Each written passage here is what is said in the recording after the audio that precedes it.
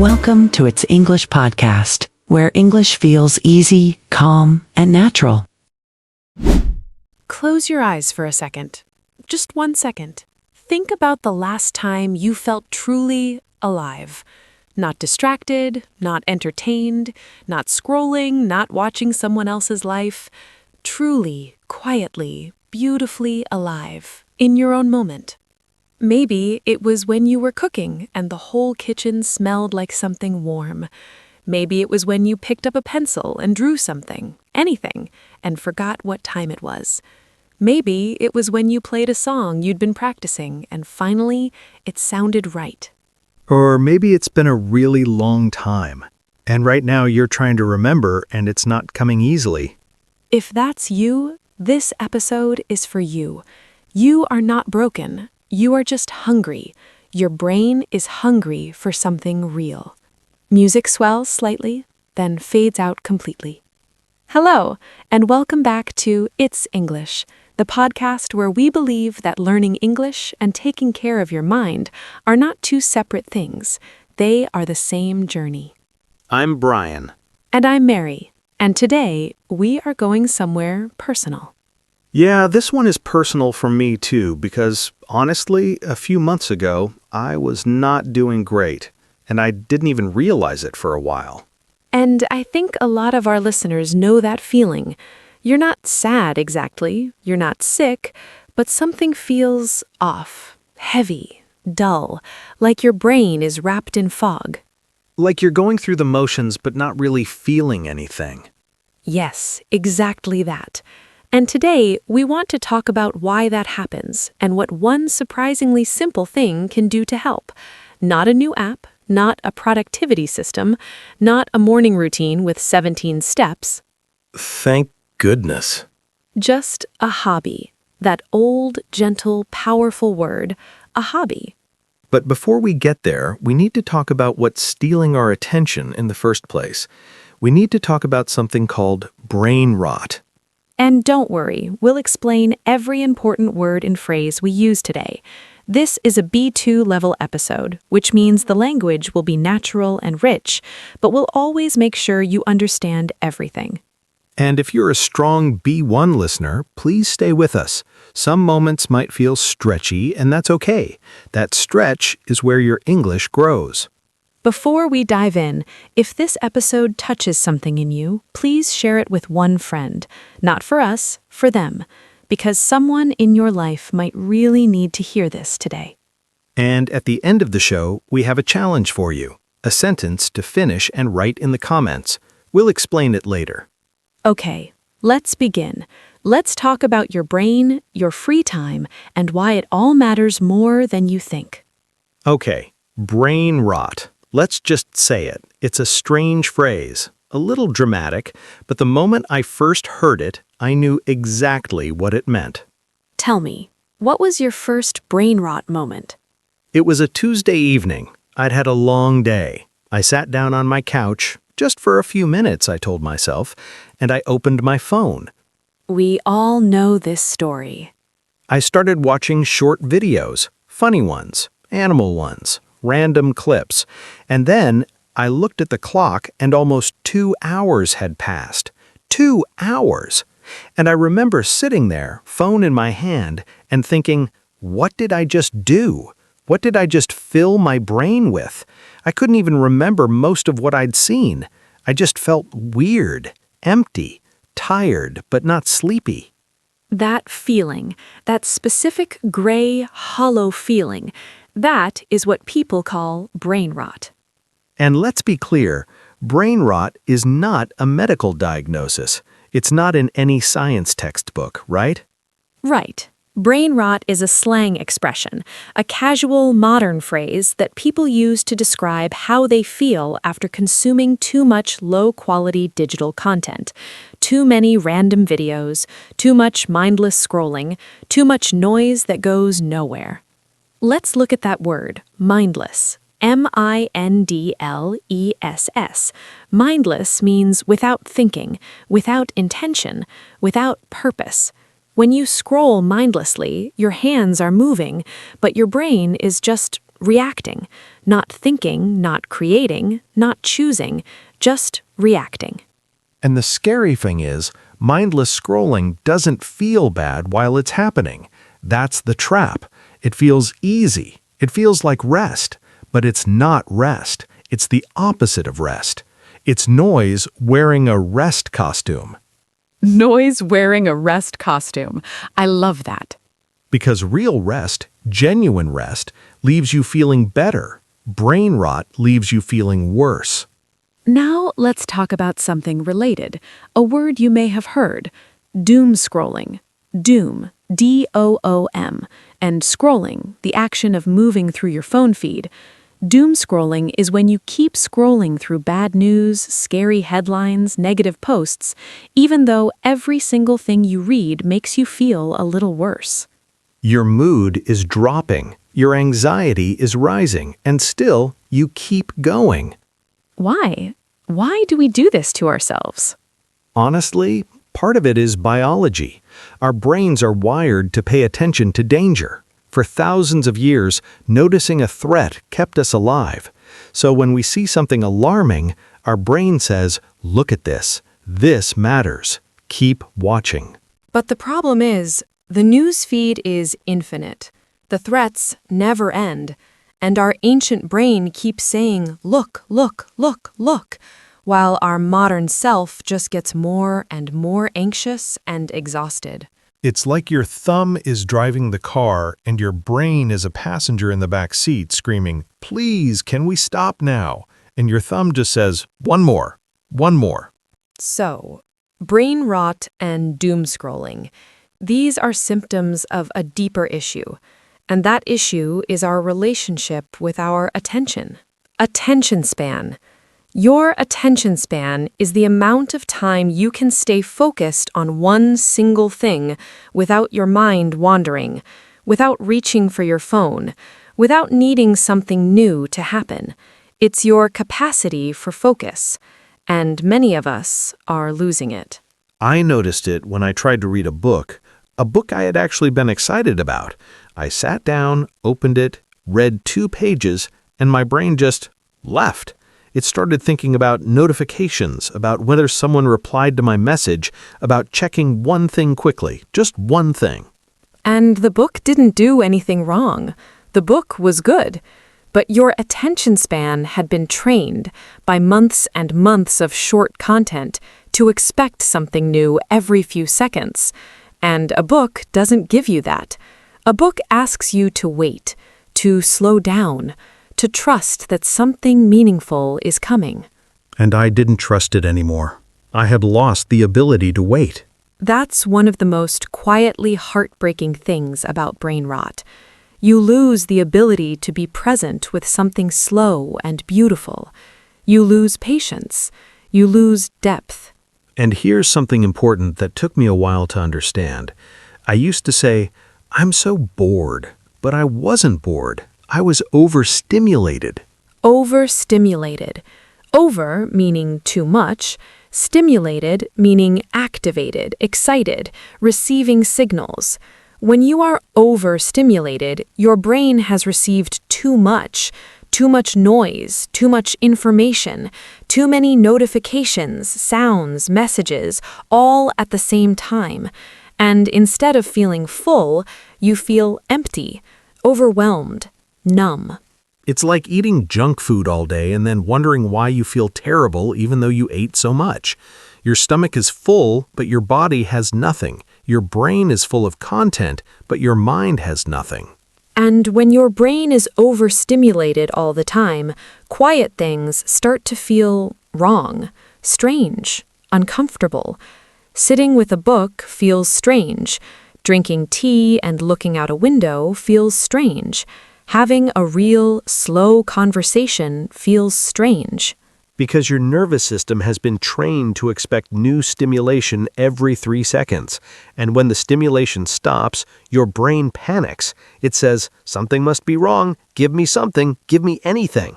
And that is how brain rot quietly changes who you are. But here's the thing. This is not who you really are. This is a habit, a pattern, and patterns can be changed. And one of the most powerful ways to change this pattern is a hobby, something that asks your brain to do something real, something that gives back. Let's talk about that. I want to tell you something about the human brain that I find absolutely beautiful. Go ahead. Your brain is not a machine. It's not a computer with a fixed amount of storage that either works or doesn't.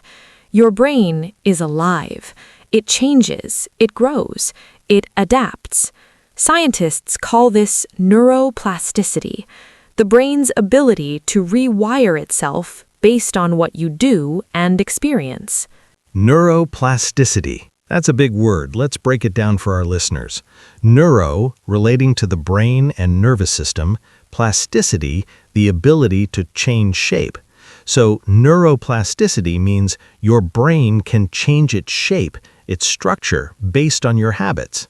And here is what that means for us, practically, in real life. Every time you practice something, a skill, an activity, a craft, your brain builds new pathways, new connections, new strength, like a muscle getting stronger with use. And every time you scroll mindlessly, every time you give your attention to low-quality, random content, your brain builds pathways for exactly that: distraction, restlessness, inability to focus. And so, the question is, what are you building? What pathways are you making stronger every day? When I think about it that way, it actually makes me feel both scared and hopeful at the same time. Both. That's the right reaction. Scared because it means our habits matter more than we thought. Hopeful because it means we can change, at any age, at any stage. The brain is always listening to what we do. Okay, so hobbies. When you have a real hobby, something you practice, something you create, something you do with your hands or your voice or your body, what happens in your brain? So many things. First, your attention span gets stronger because a hobby asks you to stay with something. It asks you to tolerate the uncomfortable feeling of, this is hard right now, and I'm going to keep going anyway. And that tolerance, that ability to stay with difficulty, is exactly what doom scrolling destroys. Short content gives you instant reward, no waiting, no effort, no tolerance needed. But a hobby says, wait, try again, go slowly, be patient, and your brain, over time, learns to do exactly that. Second thing hobbies do, they give you something called a flow state. Have you heard this word, flow? Flow is a psychological state, a state of mind where you are so completely absorbed in what you're doing that time disappears. You forget to check your phone. You forget to feel anxious. You forget that dinner is getting cold. You are just there, fully there, in the moment, in the thing, in the flow. The scientific word for this is sometimes called being in the zone, and it feels incredible. It's one of the best feelings a human can have: complete, effortless presence. In the original script, they used the phrase, lose yourself in something. I love this phrase. When you lose yourself in something, you are so focused and so happy with an activity that you forget about everything else. You lose yourself, but in the best way possible. You find something truer than your worries. I lose myself in music. I play guitar, not perfectly, not even that well, but when I play, the whole world gets quiet. For 20 minutes, I am just me and notes and something that feels like peace. And that is irreplaceable. That is something no app can give you. No algorithm can manufacture that feeling. It has to be earned, with practice, with presence, with your own hands. Third thing, and this one surprised me, hobbies build your identity. When I started playing guitar again, something shifted. I stopped thinking of myself as just someone who works and then scrolls. I started thinking, I'm also someone who plays music. I'm also someone who creates something. That small shift changed how I felt about myself. Identity is powerful. When you say, I am a runner, you run more. When you say, I am a reader, you read more. When you say, I am someone who paints, you protect that time. You make space for it, because it's part of who you are. And the opposite is also true. If your only identity outside of work is someone who scrolls, that's a quiet kind of sadness, isn't it? It is. And we don't say that to make anyone feel bad. We say it because we believe people deserve more than that. You deserve a life that feels like yours. Fourth thing hobbies do, and this connects back to English, they give you a context for language, a real, living, breathing context. Think about it. If you love cooking, you can follow recipes in English, watch cooking shows in English, write your own recipe notes in English, join online communities where people discuss food in English. Suddenly, English is not a subject you study, it's a language you live inside. If you love gaming, join English-speaking communities, read game guides in English, talk about strategy in English. If you love gardening, learn the names of plants in English, watch garden tutorials in English. If you love fitness, follow workout programs in English. And your brain makes a connection. English equals joy. English equals something I love. And that connection makes everything easier. Vocabulary sticks. Grammar feels natural. Pronunciation improves because you're using the language, not just studying it. Your hobby becomes your English classroom, and it's the best classroom because you actually want to be there. Now, I want to address something that someone might be thinking right now. Maybe you. Go ahead. But Mary, I watch shows to relax. I play games to relax. Isn't that a hobby? Isn't that good enough? That's a fair question. And the answer is nuanced. Nuanced means it's not simply yes or no. There's more to consider. Shows and games are not inherently bad, right? We're not here to tell anyone to throw their TV out the window. No, please don't do that. But there is a difference, a real important difference between healthy rest and what we call escapism. Escapism. Escape, to run away. Escapism is when you use activities, entertainment, food, screens to run away from your feelings, your problems, your discomfort, without ever really facing them. You escape, but you don't heal, you don't grow, and when the show ends, the problem is still there, and you feel a little worse, not better. I went through a period where I was watching 3 or 4 episodes of a show every night, and I told myself it was relaxation. But honestly, I was hiding.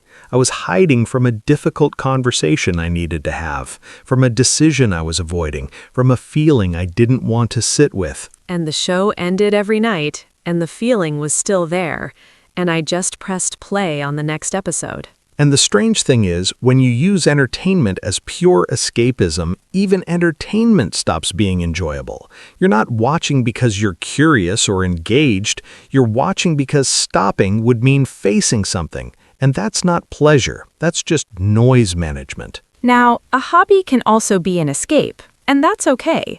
That's even healthy. But here is the key difference. What is it? A hobby gives something back. When you escape into a hobby, when you paint, cook, play an instrument, garden, write, run, you come back from that escape with something. More energy, a sense of pride, a small accomplishment, a calmer mind, a fuller heart. When I started playing guitar again after weeks of couch potato evenings, by the way, a couch potato is someone who sits on the sofa all day doing nothing physical, just watching screens. When I started playing again, even badly, even for just 20 minutes, I went to bed feeling different, not empty, something else, something quiet and good. Pride. You felt pride. Yeah, a small, quiet pride. Like, I did something today. I made something. Even if it was just a song that nobody heard, I made it, and it was mine. And that is the difference between escapism and a hobby. Escapism leaves you more tired. A hobby leaves you more alive. There's a phrase in English that I want to share. It breathes life into your day. When something breathes life into your day, it makes your day feel more fresh, more real, more meaningful. It's not dramatic, it's subtle, but it's real. 20 minutes of drawing breathes life into your day. A short run breathes life into your day. Writing 3 sentences in your journal breathes life into your day. And your brain feels it. Even when you think it's too small to matter, your brain feels it. So the question we want you to sit with right now is this. In your free time, are you escaping or are you investing? Investing in something that gives back. And before you answer, no judgment. We've both been on the wrong side of that question many times. The point is simply to notice, and then, gently, to choose differently. Okay, so maybe someone is listening right now and thinking, okay, I get it. I want a hobby, but I don't know what. I try things and they don't stick. Or I feel like it's too late to start something new. Firmly but gently, it is never too late. Never. Your brain is growing, changing, learning every single day you are alive. There is no age limit on curiosity. And you don't need to find the perfect hobby. You just need to find one thing, one small thing that you can show up for, even imperfectly, even inconsistently, even for just 15 minutes. Here's a question that helped me. Think back to when you were a child. What did you love doing that nobody made you do? What did you choose just because it felt good? What made time disappear? Reflectively, for me, it was music and drawing. I drew all the time as a kid. I completely forgot about it as an adult. Life got busy and I just stopped. We stop so many things because we tell ourselves, adults don't do that. That's for kids. That's not serious. But those things we loved as children, they didn't disappear. They went quiet, and they're waiting. Quietly, they're waiting. So here are some ideas, just to spark something in you, to breathe a little life into your imagination right now. Some ideas for hobbies that are also wonderful for your English. First, reading. Start small. 1 page, 1 chapter. Don't pressure yourself. A novel, a book of stories, a nonfiction topic you're genuinely curious about. Read in English when you're ready, but even reading in your language rebuilds your attention span and your imagination. Second, cooking or baking. This is one of the most meditative hobbies there is. You are using your hands, you are following steps, you are creating something you can share. And there are thousands of recipes and cooking channels in English, so your language grows naturally alongside your skills. Third, music, playing or singing. You don't need to be good. You don't need lessons right away. Just begin. A ukulele has 4 strings. A recorder costs almost nothing. And learning a song, really learning it, is one of the most satisfying feelings a human can experience. Fourth, drawing, painting, or any visual art. You don't need talent. Please let go of that idea. You need curiosity and willingness. And 5 minutes of doodling in a notebook does something to your nervous system that no amount of scrolling can. Fifth, movement. Walking, running, dancing, yoga, stretching. Your body is part of your brain. When you move your body intentionally, with attention, not just to get somewhere, your mind changes. Research shows that even a short walk changes your mood, improves your focus, and reduces anxiety. Sixth, writing. In English, ideally, but writing in any language counts. Keep a journal. Write a few sentences about your day. Write a letter you'll never send. Write the beginning of a story. Writing forces your thoughts to slow down and become clear. It is one of the most powerful tools for mental health that exists. Seventh, gardening, growing something. A plant on a windowsill, a few herbs in a pot. Watching something grow, knowing you helped it, gives you a connection to the living world that screens cannot. And it is wonderfully, beautifully slow. Wonderfully, beautifully slow. You don't have to choose all of these. You don't even have to choose one of these. Just pay attention to what makes you feel even slightly more alive, and start there, even imperfectly, even for 10 minutes. Because 10 minutes of something real is worth more than 2 hours of nothing. And now, our favorite part of every episode, the Calm Word Tour. We take the most important words and phrases from today and we walk through them slowly, gently. You can repeat after us if you like. You can pause and write them down. Take your time. These words are not just for passing a test. These are real words for real conversations. Words you can use to talk about your life, your mind, your habits, in English. Let's begin. Brain rot. B-R-A-I-N-R-O-T. Brain rot. This is a modern slang phrase, an informal, casual expression that describes the feeling of mental dullness and emptiness that comes from consuming too much low-quality digital content. Examples. I spent 3 hours watching random videos and now I have brain rot. Too much doom scrolling causes brain rot. My brain feels rotten from all that content. Repeat after me. Brain rot. Brain rot. My brain feels like it has brain rot today. Doom scrolling. D-O-O-M-S-C-R-O-L-L-I-N-G. Doom, a sense of disaster or hopelessness. Scrolling, moving through a digital feed. Together, doom scrolling means scrolling through negative, scary, or upsetting content, even when it makes you feel worse. Repeat. Doom scrolling. Doom scrolling. I want to stop doom scrolling before bed. Attention span. Attention, the act of focusing your mind. Span, a length or duration. Your attention span is how long you can stay focused on one thing without becoming distracted. Repeat. Attention span. Attention span. I want to improve my attention span. Mentally drained. Drained. Emptied completely, like a battery with no charge left.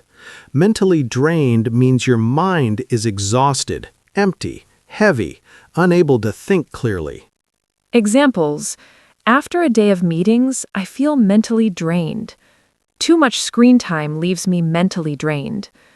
I'm not tired in my body, I'm mentally drained. Repeat. Mentally drained.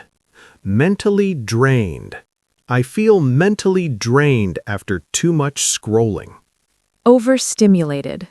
Over, too much. Stimulated, receiving input, excitement, signals. Overstimulated means your brain has received too much, too many sounds, images, notifications, emotions, and it feels overwhelmed and exhausted as a result. Examples. After the concert, I felt overstimulated and needed silence. Social media leaves me feeling overstimulated and empty. My brain is overstimulated. I need a quiet evening. Repeat. Overstimulated. Overstimulated. I feel overstimulated and I need rest. Escapism. Escape, to flee, to get away. Escapism is the tendency to use entertainment, distraction, or fantasy to avoid difficult feelings or real problems. Examples. Watching 4 episodes in a row became a form of escapism for me. There's a difference between healthy rest and pure escapism. I use social media as escapism when I'm stressed.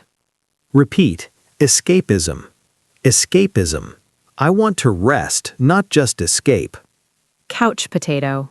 A couch is a sofa, a comfortable seat for sitting or lying down. A potato is a potato. And a couch potato is a person who spends most of their free time sitting or lying down, watching TV or using their phone, and moving very little. It's a humorous expression, not cruel, just gently funny. On Sundays, I become a total couch potato. I don't want to be a couch potato anymore. I was such a couch potato last winter. Repeat. Couch potato. Couch potato. I've been a couch potato lately, and I want to change that. Lose yourself in something. This is a beautiful phrase. To lose yourself in something means to be so fully absorbed in an activity that you forget about time, your worries, your phone, everything else. You are completely present. Examples. I lose myself in painting and it makes me feel peaceful. She lost herself in the music and forgot about her problems for an hour. Find a hobby where you can lose yourself completely. Repeat, lose yourself in something. Lose yourself in something. I want to find something I can lose myself in. Breathe life into. To breathe life into something means to make it feel alive, fresh, meaningful, and energized. It's a poetic, beautiful expression. Examples. Playing music breathes life into my evenings. A short walk can breathe life into a tired afternoon. Finding a hobby breathed life into my whole week. Repeat. Breathe life into. Breathe life into. I want to find something that breathes life into my day. And our final word, a big one, neuroplasticity. Neuro, relating to the brain, plasticity, the ability to change and reshape. Neuroplasticity is the brain's remarkable ability to change its structure and connections based on what we experience and practice. This word carries so much hope. It means you are not fixed, you are not stuck. Your brain is alive and changing every single day, and the habits you choose today are shaping the brain you'll have tomorrow. Repeat, neuroplasticity. Neuroplasticity. My brain has neuroplasticity. It can change and grow. We're coming to the end of our time together today, and before we say goodbye, I want to offer you something. Not advice, just a question. A gentle question to carry with you. Food for thought. That's the phrase. Food for thought means something you can think about slowly after the conversation is over. Ideas to chew on. Ideas that nourish you. Here is today's food for thought. If someone could watch a recording of everything you did in your free time last week, every hour you spent after work, every evening, every quiet Saturday morning, what would they see? Would they see a person building something or a person disappearing? That question hit me hard when I first asked it of myself, because I knew the honest answer, and I didn't love it. And the reason it matters is not to make you feel guilty. Guilt is not the goal. The goal is awareness, because you cannot change what you cannot see. And once you see it, once you really see how you're spending your most precious resource, which is your time and your attention, you have a choice. And the choice doesn't have to be dramatic. It doesn't have to be, I am deleting all my apps starting tomorrow. It can be as simple as, tonight, for 20 minutes, I will do one thing that is not a screen. One thing, 20 minutes. That's where it starts. Maybe you draw something. Maybe you cook something new. Maybe you water your plants. Maybe you pick up a book you haven't opened in months. Maybe you learn 3 chords on a guitar that's been sitting in the corner. And notice how you feel after, not during, after. Notice if there's something quiet and good in your chest, a small sense of, I did that, that was mine, I made something today. That feeling is real. It's not small. It is the opposite of brain rot. It is brain growth. It is life. And for your English, remember this. Every hobby is a doorway into a world where English lives naturally. Recipes, tutorials, books, communities, songs, stories, all of it waiting for you. All of it in English, if you choose. You don't have to study harder. You have to live more and let English come along for the ride. So here is our challenge for you today. We want you to go to the comments and finish one of these sentences. Either, the hobby that protects my brain is, or, the hobby I want to start is. It can be something you already love. It can be something you've been curious about for years. It can be something from your childhood that's been quietly waiting for you. Write that sentence, because when you write something down, you make it real. You send a message to your own brain. This matters. I matter. Warmly, and maybe, just maybe, someone reading your comment will find their own idea. You might inspire someone without even knowing it.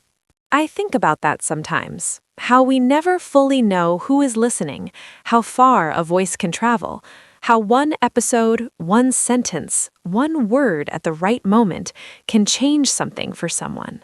If this episode did that for you today, if something we said landed somewhere real, please share it with a friend, a family member, someone you know who is tired and scrolling and wondering if there is more. Because there is more. There is so much more. And your brain knows it. Your heart knows it. You just needed someone to say it out loud.